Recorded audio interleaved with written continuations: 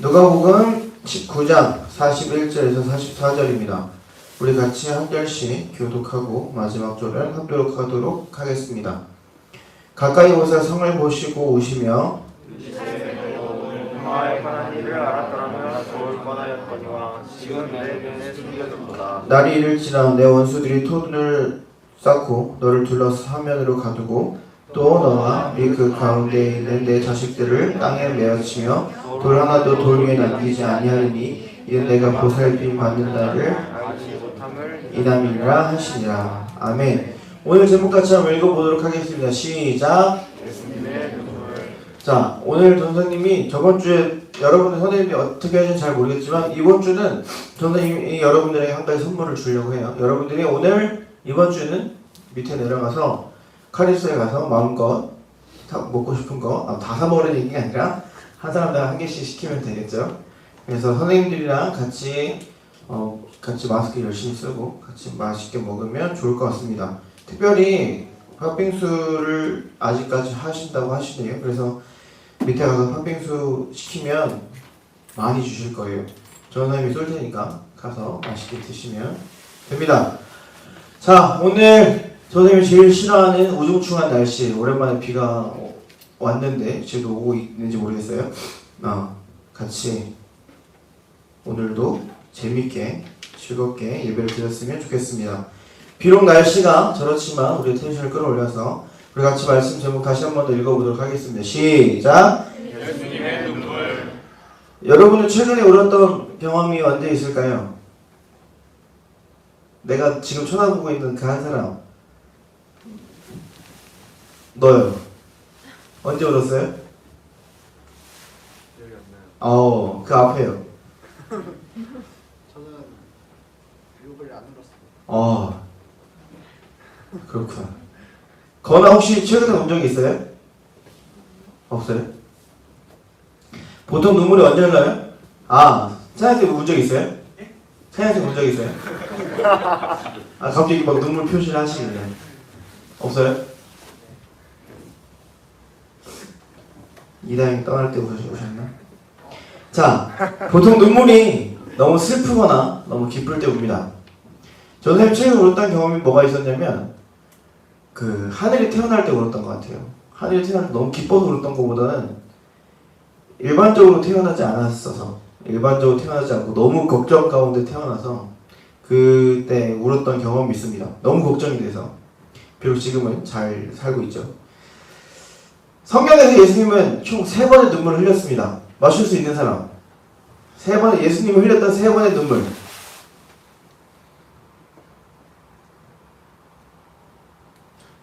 정적이 흐르죠. 세례요한 죽었어요. 뭐라고? 세례요한 죽었어요. 세례요한이 죽었을 때 오셨어요? 정말? 아닐 것 같은데?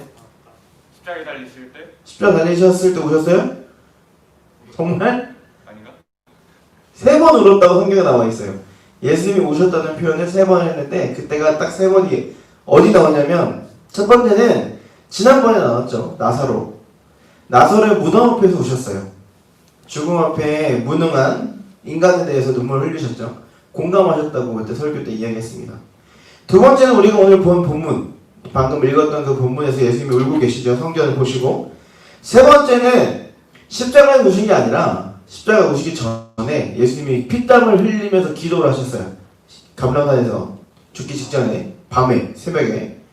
그래서 그 피 맺힌 땀을 흘리며 기도하실 때 눈물을 흘렸습니다. 그래서 예수님이 총 3번 오셨다고 성경에 나와 있어요. 자, 오늘 본문에서 이 두 번째 울음을 다룰 텐데 예수님 왜 오셨을까요? 지난번에 우리가 예고했던 것처럼, 선생님이 예고했던 것처럼 오늘 이 본문을 가지고 여러분들과 말씀을 나누고자 합니다.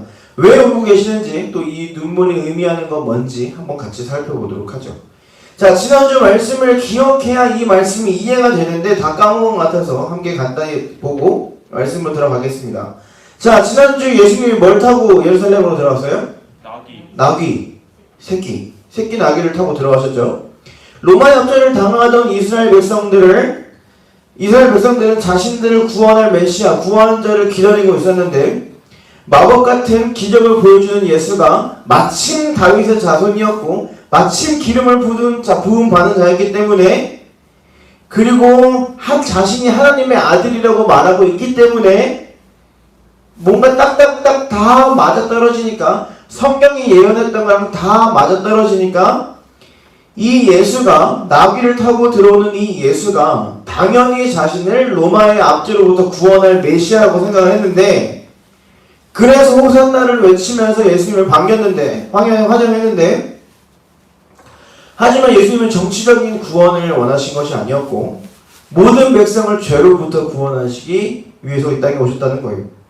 영원한 생명을 얻게 하시려는 것이 예수님의 목표였다는 것, 저번 주에 이야기했습니다. 자, 그럼 이 상태로 오늘 말씀을 볼 텐데, 예수님의 마음이 좋았을까요? 나빴을까요? 다니야, 예수님의 마음이 좋았을 것 같아요? 나빴을 것 같아요? 모르겠어요? 예수님이 오신 목적이 지금 백성들의 모습과 달라요. 백성들이 원하는 메시아의 모습과 예수님이 메시아로서 오신 그 목적이 너무 달랐어요. 그럼 예수님이 슬펐겠죠. 당연히 마음이 아팠을 거예요. 예를 들어 봅시다. 선생님 여기 온 이유가 왜 왔어요? 여기서 말씀 전하려고 왔습니다. 예수님의 말씀을 여러분들에게 전하기 위해서 이 자리에 서 있는데, 그걸 안 보고 갑자기 진수가 와서, 시연이가 와서 저희한테 저한테 돈 주세요 이러는 거예요. 저 선생님 저 배고파요.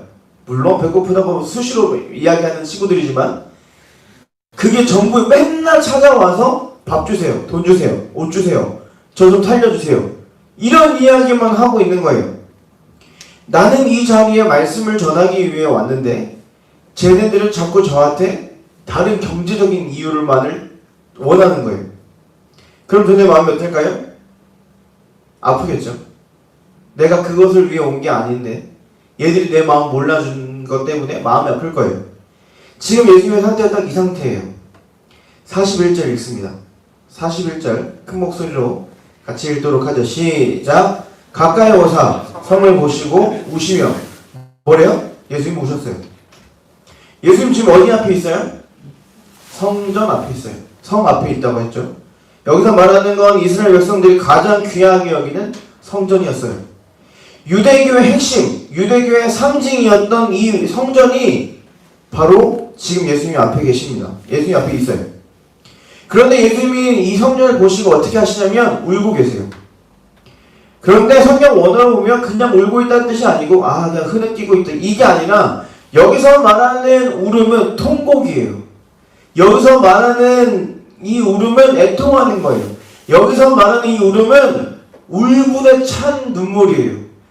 너무 화가 나 있는 눈물이에요. 너무 마음이 아파서 절절한 그런 울음이에요. 무슨 말이냐면 예수님은 지금 성전을 보시고 애통하고 계세요. 예수님은 지금 성전을 보시고 울분에 차 있으세요. 왜냐? 이스라엘 백성들이 너무 죄악에 살고 있었기 때문이에요. 하나님을 찬양해야 하는데 하나님을 찬양하는 것은 이 사람들에게 뒷전이었어요. 성전에 하나님과 교제하기 위해서 갔어야 했는데 이 사람들이 원하던 건 자신들이 잘 먹고 잘 사는 거였어요. 예수님은 백성들을 사랑해서 오셨는데 백성들은 전혀 관심이 없던 거예요.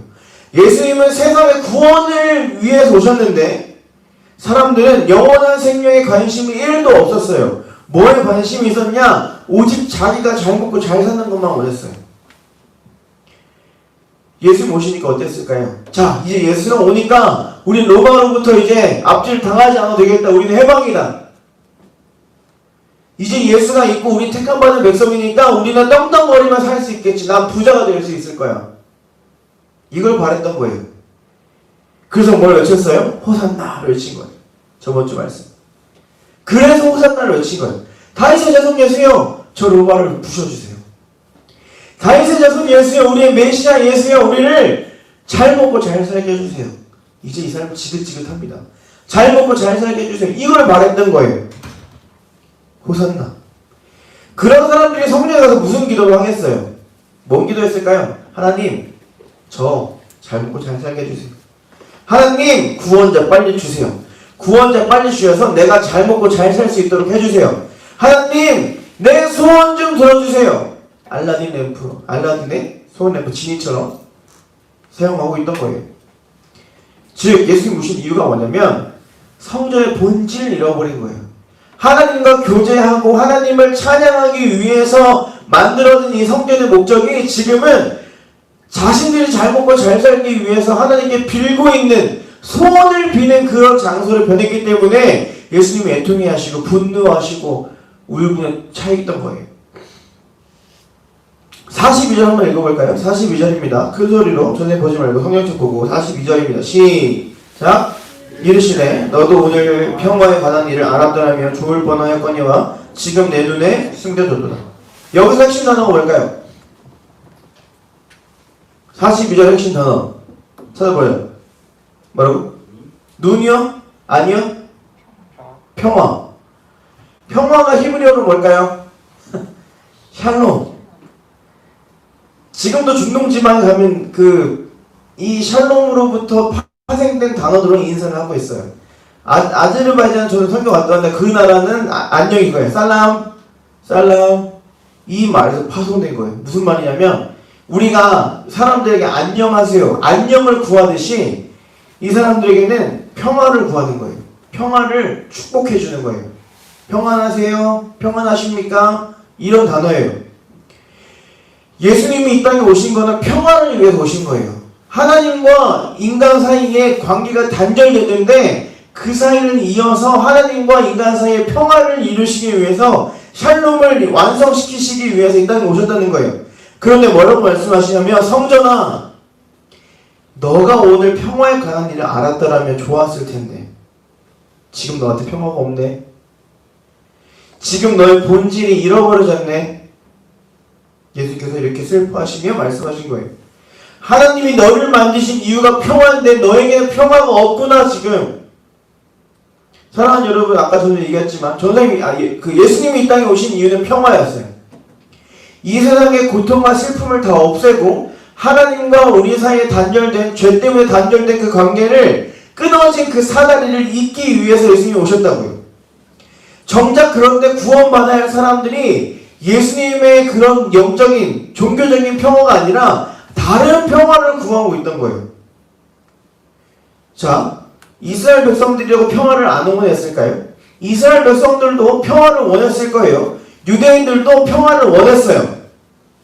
근데 무슨 평화였어요? 로마의 압제로부터의 평화였어요. 하나님과 나 사이의 평화가 아니라 로마 군대로부터의 압제로부터의 평화였어요. 예수님이 오시던 말던 우리는 로마로부터 평화를 얻기만 하면 그만이다 했어요. 지금 내가 살고 있는 이 상황의 평화를 바랬던 거예요. 예를 들어 봅시다. 북한이 바라는 평화와 한국이 바라는 평화가 같을까요? 달라요. 미국이 바라는 평화와 중국이 말하는 평화가 같을까요? 달라요. 같으면 싸울 이유가 없죠. 이들이 바라는 평화가 뭘까요? 각자가 세운 평화의 모습은 비슷하지만 추구하는 방향이 달라요. 그 가운데 공통점이 하나가 있는데 바로 힘이에요. 자신이 힘을 가져서 평화를 이루기 위해요. 무슨 말이냐면 내 나라가 강해져서 평화를 이루길 바란다는 거죠. 그래서 뭘 만들어요? 첨단 무기를 만들어서 매년마다 자랑해요. 이스라엘이 바라던 평화는 바로 이런 평화였어요. 힘을 가져서 로마로부터 압제를 당하는 것을 벗어나는 것. 우리의 힘을, 예수라는 힘을 가졌기 때문에 우리는 벗어날 수 있다고 생각했던 거예요. 예수를 얻었으니 우리는 힘이 강해져서 평화를 이룰 수 있겠다. 호산나 다윗의 왕이시여, 우리를 구원하소서. 어서 오셔서 저들을 부셔주세요. 죽여주세요. 그런데 우리 요한복음 한번 펴볼까요? 요한복음 14장 27절입니다. 요한복음 14장 27절. 요라고 써져 있죠. 그 뒤에 요한복음 14장 27절 같이 읽습니다. 시작. 평안을 너에게 주노라. 내가 너에게 주는 것은 세상에 주는 것과 같지 아니하니라. 너희는 마음에 근심하지도 말고 두려워하지도 말라. 아멘. 여기서 뭐라고 말씀하세요? 내가 주는 평안은 지금 너희가 알고 있는 세상의 평화는 다르다고 말씀하셨어요. 예수님이 원하시는 평화는 세상의 것과 다르다고 지금 얘기하고 계시다는 거예요. 지금 로마를 부수는 게 목적이 아니라 로마의 압제로부터 이스라엘을 해방시켜주는 게 목적이 아니라 예수님의 진짜 오신 목적은 십자가에 스스로 못 박히셔서 우리의 죄를 사하시고 하나님과 나 사이의 관계를 회복시키기 위해서 그 평화를 주시기 위해서 오셨다고요.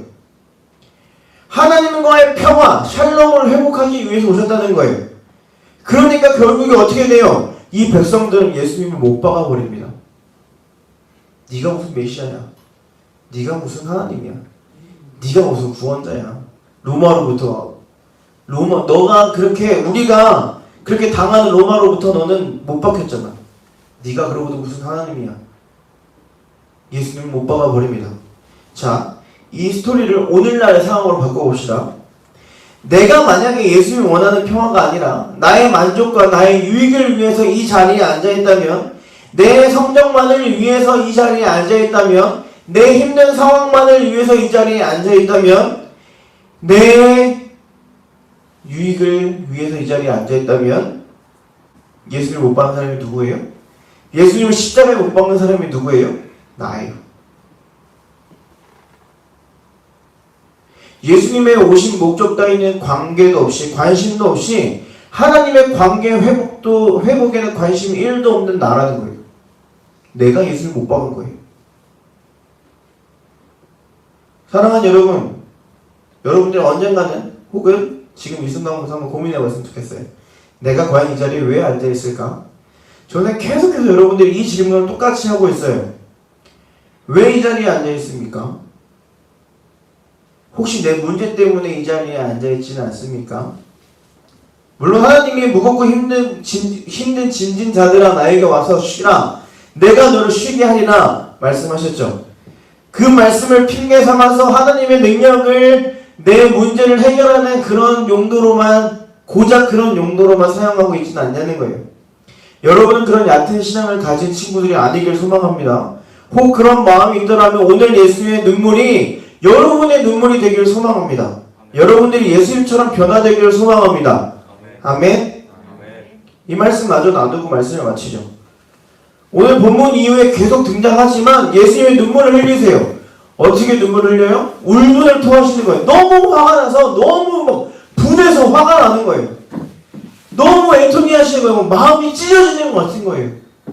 내가 이 성전을 회복시키기 위해서 왔는데, 내가 하나님과 너희들의 관계를 회복시키기 위해서 왔는데 아무도 관심이 없어요. 그저 로마로부터 해방, 그저 내 문제로부터 해방, 그것만을 바랬습니다. 그런데 예수님이 애통해하시고 울분을 토하시고 어떻게 하셨을까요? 너무 마음이 아프셨을 때 어떻게 하셨을까요? 절망하고 넘어져 계셨을까요? 아니라는 거죠. 예수님의 눈물은 애통함이 끝이 아니라 그 애통함은 회복의 시작이었던 거예요. 예수님의 눈물은 평화의 회복이었다는 거예요. 예수님의 눈물은 회복의 시작이었어요. 우리 2020년 주제 십자가를 회복하라. 저 시작이 바로 여기라고요. 예수님의 눈물, 이게 바로 시작이었어요. 이 애통에 찬 눈물, 울분에 찬 이 눈물, 십자가의 회복의 시작이었습니다. 그럼 우리 뭘 해요? 예수님 따라 살아가면 되죠. 예수님처럼 살아가면 됩니다. 우리도 예수님처럼 성전이신 예수님을 따라 살아가면 됩니다. 울분을 토해야 하고, 우리는 눈물로 회개해야 하고, 우리가 눈물로 세상을 위해서 기도해야 한다는 거예요. 눈물로 예수님처럼 회복해야 돼요. 내 시험 성적을 갖고 와야죠. 예수님 앞에 내 기도와 내 머리를 위해서 하나님 앞에 갖고 와야죠. 그런데 내 시험 성적과 내 지혜만을 구하기 위해 하나님 앞에 나오는 게 아니라, 내 문제만 하나님 앞에 가지고 나오는 게 아니라, 하나님이 원하시는 평화를 위해, 하나님이 원하시는 샬롬을 위해서, 그리고 이 땅에 망가진 교회를 위해서, 이 땅에 망가져가고 있는 우리 그리스도인들을 위해서, 그리고 이 땅에 죽어가고 있는 세상 사람들을 위해서 우리는 기도해야 한다고요. 누가 기도합니까? 예수님 따른 사람들이 기도해야죠. 우리는 눈물로 기도해야 되는 거예요. 누구처럼? 예수님처럼. 여러분을 초청합니다. 교회 각 지체로 부르심을 받은 여러분, 그래서 거듭나게 된 여러분, 예수님을 따라가기로 작정한 여러분, 우리 이 상황을 눈물로 회복해야 되는 거예요. 나 같은 신앙을 가진 사람이 누굴 위해서 기도해? 나를 위해서도 기도 제대로 못하는데 누굴 위해서 기도할 수 있을까? 이런 마음이 아니라 내 눈물을 하나님이 원하신다고요. 내 기도를 하나님이 원하시는 거예요. 내 애통한 눈물, 내 울분에 찬 눈물 하나님이 원하신다는 거예요. 내가 교회를 위해서, 세상을 위해서, 하나님의 나라를 위해서 기도하는 걸 하나님이 원하신다고요. 사랑하는 여러분, 세상에 많은 교회가 조롱을 받고 있습니다. 세상에 많은 그리스도인들이 조롱을 받고 있어요. 물론 교회와 성도가 다 잘못한 건 아니지만 어쨌든 그런 사실을, 그런 조롱과 비판을 받고 있습니다. 왜 그럴까요? 오늘 본문에 나와 있는 모습, 예수님의 모습, 그런 모습처럼 예수님을 대하고 있기 때문이에요. 오늘 본문에 예수님을 못 박으려고 했던 그 사람들, 호산나를 외쳤지만 결국에 예수님을 못 박았던 그 사람들의 모습처럼 우리가 살고 있기 때문에, 교회가 그렇게 살고 있기 때문에 세상이 우리를 조롱하는 거예요. 적어도 세상은 예수님이 어떤 사람인지 알고 있어요. 예수님의 종교적인 모습이 아니라 예수님의 도덕적인, 윤리적인 모습만 보더라도 예수님은 정말 윤리적으로, 도덕적으로 좋으신 분이었는데, 세상 사람들도 그걸 알고 있는데 예수님을 따른다고 말하는 교회 다니는 사람들이 그 모습이 전혀 없다는 거죠. 왜 그래요? 오늘 본문에 나와 있는 모습처럼 예수님을 대했기 때문이에요. 오늘 본문에 나와 있는 것처럼 교회를 대하기 때문에 그래요. 저번 주 나왔던 말씀처럼 요술래프 지휘처럼 나가서 그래요. 오늘 본문에 43절 보면은 날이 이를지라 내 원수들이 토도를 쌓고 너를 둘러 사면으로 가두고 또 너와 및 그 가운데 있는 내 자식들을 땅에 메어치며 돌 하나도 돌 위에 남기지 아니하니니 이는 내가 보살필 받는 날을 알지 못하면 이남이니라 하시다. 무슨 말이에요? 예수님 성전 부셔버린다고, 성전 없애버린다고, 돌 하나도 남기지 아니하고 그 성전 다 부셔버리시겠다고요. 왜? 하나님과의 관계를 위한 그 기능을 잃어버렸기 때문이에요.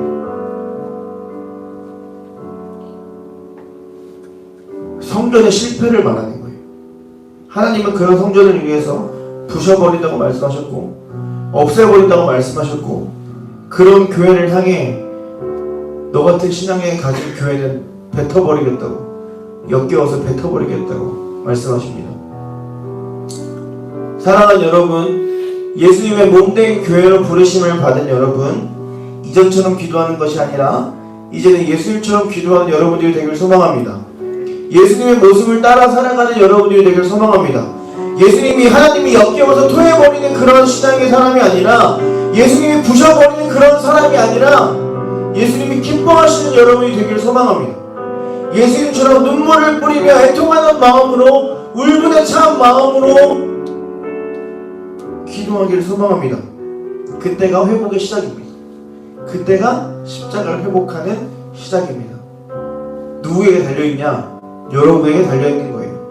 여러분이 예배를 얼마나 막 열심히 드리냐, 막 열심히 찬양하냐, 물론 그것도 중요한데, 이 자리에 나와서 얼마나 열심히 예배드리고 찬양하냐, 그거 물론 엄청 중요한데, 그보다 더 중요한 건 여러분들의 삶 속에서 여러분들이 어떤 기도 내용을 가지고 어떻게 예수님을 생각하며 살아가느냐, 그게 더 중요하다고요.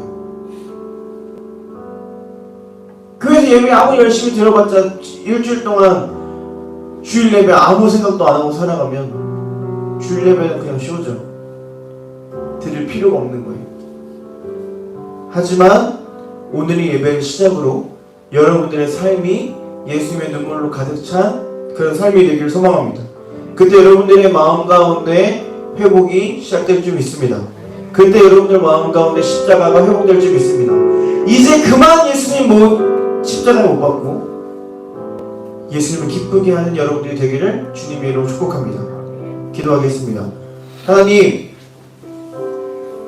우리를 위해 눈물로 기도하셨던 주님, 너무 분하고 하나님께서 주신 그 선물이 변질돼서 너무나도 화가 나셨지만, 그럼에도 불구하고 다시 한 번 더 우리에게 기회를 주신 주님, 우리가 그 눈물을 따라 우리도 기도하기를 소망합니다.